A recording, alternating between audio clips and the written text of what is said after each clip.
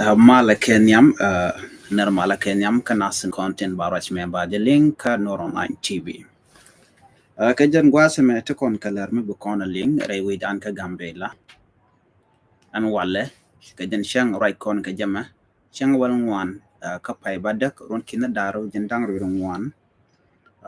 shi kwaren pai kwany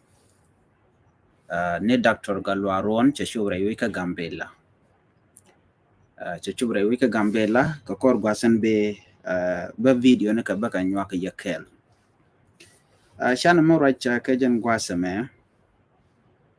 ka ta danen le ngwaru din kaje rewi ka gambela ngai kono no ka kor guasen bar ne to wana long chi ka chuch gor ko do dan de mal der ben jaka gambele you know ne to wan ka ta dan ngai kono chi loy na che to ka leadership and tinawan ka ta dan le ngwaru din kaje tele mo gamla skelet liuna rewich tele let rewich che chiang che je ka long kam na nat nuar bonyer karodian barbana kana tele mo gam le rode ne ka kor gwa se pan e shimala mo chajeli ngono cham de tin ko sha kwar sha ka ger ti loy ne diare wi ka gambela chetet agan metot ramedit ne dial chuman panken kan politician tin kon tin tere wi ka gambela ti loy jen kan dial chetet antama kejan gwasama right kone si Dr. Galwaron che shubre wiki gambela shaje lor airport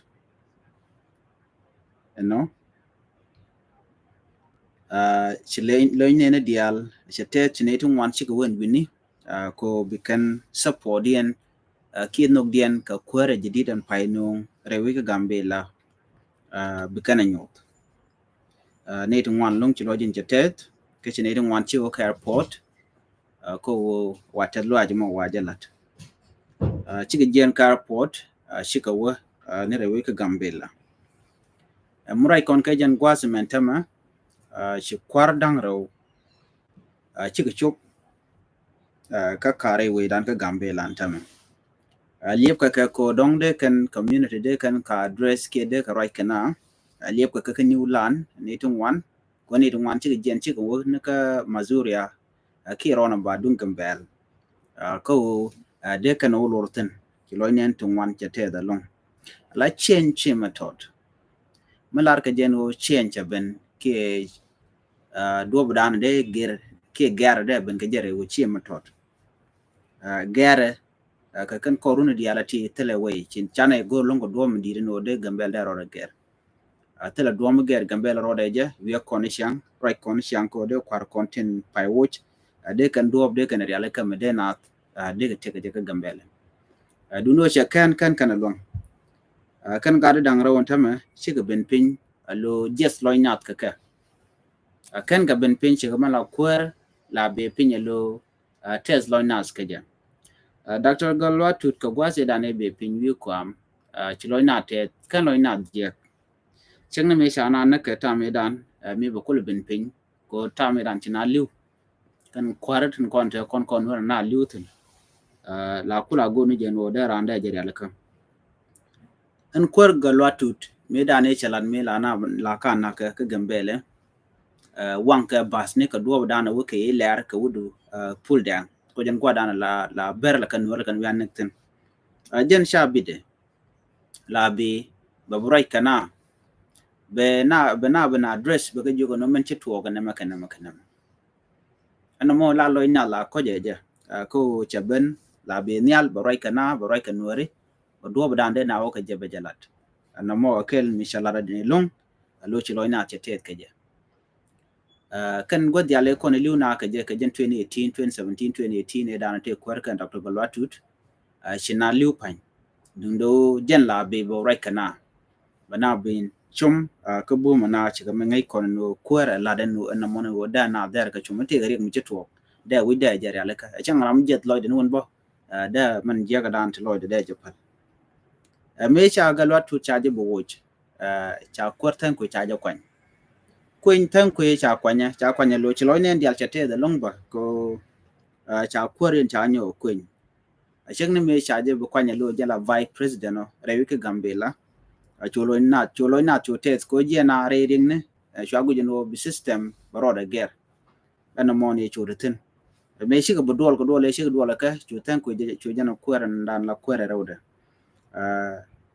ke tam ke le mo tan ko de kwar ma kana mot lia kana ngo ko to ne 2018 2019 2021 2020 2021 2020 ke jen covid ala ron kin da jan dang mi covid cheben be ke 2021 2023 chuman 2024 tama right kone mi cha ko ba ka chonga jama ngo da kan kwar kan to dia kwar ba je to burun ka shang wal de ka pai ba dak ron kin da jan dang ron wan jen shang nan bu ka kwar sub ke je no kan to ngoda kan to kwar ka montama dundo cha kwar anda na chiben cha ka lor midit ano anta mo ke lew kan tan ko kan mo dol kana donc la dol jen bo ka zone la zonal special and zone je ko ke lara ke wantwa kan go da kon la dol la ya dolatin kan mo dol kana ga gambel go da na kuna la liwtin ano kan mo dol kana bo ga dal ko ke chan kwar ke go da kon dong da dol kana tin no mo chalo ni entu ngwan che jaga jaje ko liuna ka dong che ba address ngai kono no te ni ngwan chi liu ka entam ne ta na ka ber ka torbiyele no kene na ka ber ka torbiyele ta me dane shana na chi duna jen kana kwar ko ken chi wona ka wan to ke chi ku jimi no namo jeg loy na ke ta me dan cha gor cha gwar chi ni ngwan che gwar ba ku ko na me shi mo gwa la kwar mi te tan la jena bane ka bo ko bum no duno kan tan ko kan jala ke ta me dan man nong just lo mi di long ma me cha tan ko cha ju je tama o tan ko kana man dan la dung ne ka kana je gujin do da jari ala ka do dan de na de go gwa ka je a kwar pan to no kwar mi cha de jo gujin man wona je go na ne no dong ne tungwa no ka ra ka tan ko I'm one of the person ko la na no ba miste mission and then right about it mite mi jeng mission ko nga je aram kel ka within gambela mi jek shanga mo jega jabech no du no telewe ne din kon tin don la kuma yar ke ki reng nuare kan nuare pan ken la politician nuare ko nuare politician nuare ka rien jogono let kon me mi jek chika rodien chale o chika rodien luok chika rodien rebook mite mi jang mutwo la jele ken ko woni kan gwa wuga tinane bat chagwa mite ga mi jeng mi shanen ga ko la ju ga na mene chagwa ina namo ci kwartan ko ce te kare ke ci na chure da ka chon mi di la to an ta maga jan gwa se me mi ci tan ko ce jena ko tan ko ce jena lo ci tara mate loide no balaro no me ce tede ana mone e ma za no tara mate loide ka kwartan ko ina ko ci na chuiten lot the panya a queer, but when it comes to community and down the right corner, came the content, I china choose. Michina choose ko tell a right michamalat, mabaling, media madong de capture, tell a ram right, tell a article teacher mongorka, quimalka, quimatka, can work an chombo online. Kat to la kwela ka lede despite o jen take o don ke media la tika address be addressing be la bna be mat ke word ke right ke muga mbali but no more che tel ga ta mi dan antama che jen alo chi jen kwar dan bilon wod yu kom che kwar den che le ben kan kwar dan ro di cha kwan kwar nyam ai chek che ma ngai na shek bar kwar rawde galwaron wunwara dr galwaron antama jaram dan cha kwan lo jen la jala vice ka ta danen cha kwen kijin an kwen cha kwanya mene dia chilo diente maram dong te ka trauma no won wi de je ga che shara gwa che ngeda gwa mishalar no cha kwadang ro cha ko jene chilo ne dia chete gwe ke jeno bi alamitu kana dr galwaron bi kan mal re wi ka gambel bi kan jata wana ke bi ka mat bi kan jata wana ka gweje jela han I believe no galwaron will make different ka ngaja galwaron personally kwera ka college ngaja ta chiangada ngaja no noga development ko jene doctor ngich a teacher ngaja tedi ngaja duob dande na on yam kaja ena ngaja dupin konde na on yam kaja enyo ngai ka jene to ngwana no jen ramitedi ka tok de chemi je che no ko ngaje la personal life within ko jana kwar already kwar ngaje jana wudrai ko ke gambela no kwar ngai ke chiano chiang mutede ene ba de jala ra galo ronte ne tene en chiang galo ron chiang mugwa chi chiang mujek chiang malga mede namat lajen la raje openly ke be jala door openly no nemetene I know it ko chara ke je ke tam ke jentam ya kwara kan no ka gambela university gwa de cha ne lo jala kwara no jen ramugwa kane chera ka gwara so noko ne magwa mingi ji dwor che be peni be yi jako me gor man no de lat lamugwa ke ki development ka be lat ngaje je personally ala hen kono je kamno kono je konangro so no mo meditin kaje so ramugwa ka ta chiang na ngaje ka galwaron telemi jeng buto latin bu tin nyam tin kontin mot nyam kan dong ba ku lo gujin wo bugo wedi ko te de nyam to dong ba demand ne tin kontin chamal cha de goro yi ka gambela but ko ne ti nong ne mal ko bedeten ko binay tin kono de ne luang ka leni ka ki galwaron ka ta dana dong de yunta data gambela ka ja binay duna binay ona la ne ko ne kontin la used ko ken ko nong ne mal long chine mal chine lok mala ne wiya jenten koran en mi sira mo che ku lo jien ko dan wore da ka lok mission wer chiko look dong telemu gwa mishilet ka ke telemu tedi na mo lati ke question ko jin leader mo manane dial bune dial bu yik far ko kan en kum man payo tele par mi tok ten me kan kwar kan kon press kan kon liap tele dom bo nyam ko de run diok tetne ka tenna lo china joj tele mo lat ke chang kel tele development tele mo lat ke la ton jin just ke bu gar mo gora mo tele mo gwa ma to antama murai ko antama ka chop de re wi gambe lena ran ci loy de tet ko cha kwa dang ro cha ko wuch chikan chitam dien cha tok chikan ma luang kan chikan luang kan lene ka chikan ma nam tol kan chikan tol kan lene shi ma ngai kon no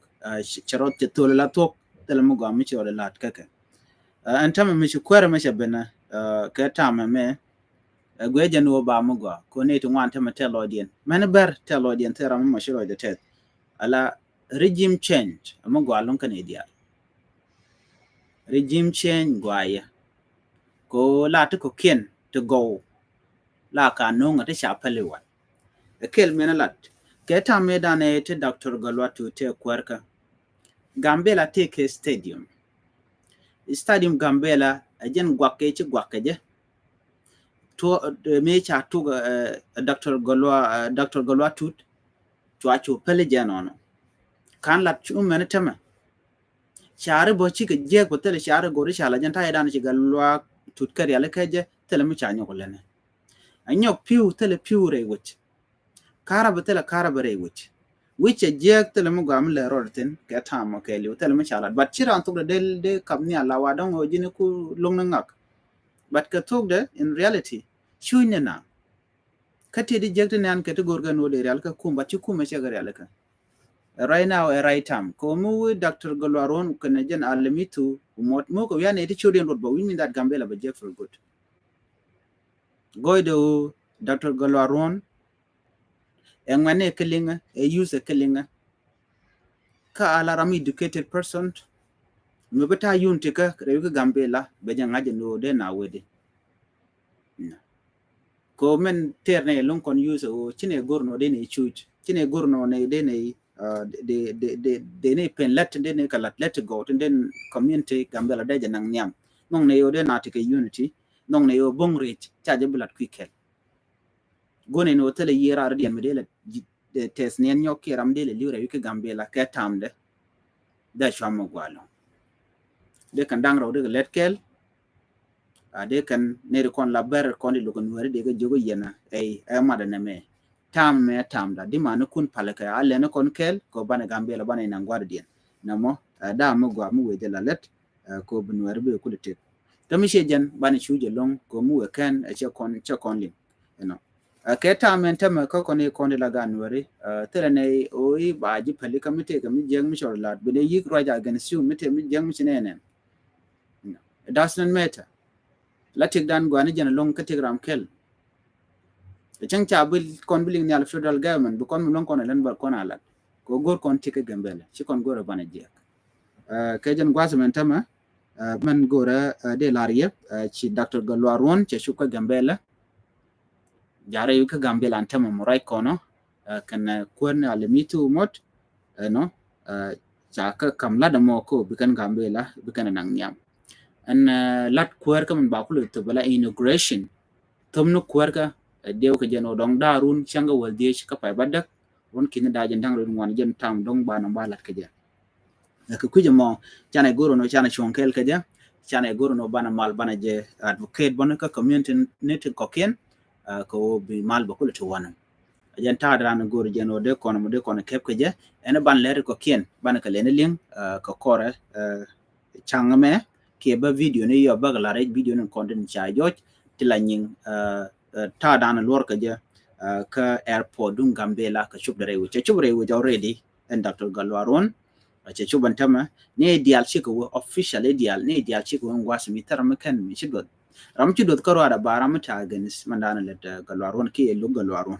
ka Galwaron ko regime chengwe je no ba magwa ba la de long la George ko ram mo de magwa da la ngaja ta dan tungwane ka je no ngwane ngor kanam ngaja je ko tang ngwane chi ko right ka je en kon je jine right ne ko ken chi right je ngaja tin kon go ne kon ngwane so en ngan mo ngai Galwaron be Dr. Galwaron be je ying nok eno Galwaron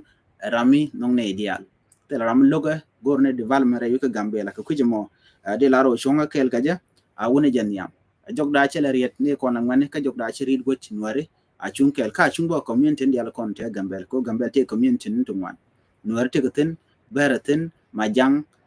to kon ka komo ka opo ka kan highlander oromo to tigray netin laji tigray to amara netin ben changul gumus afari somalia kan wi dial te gaten man dor ko ken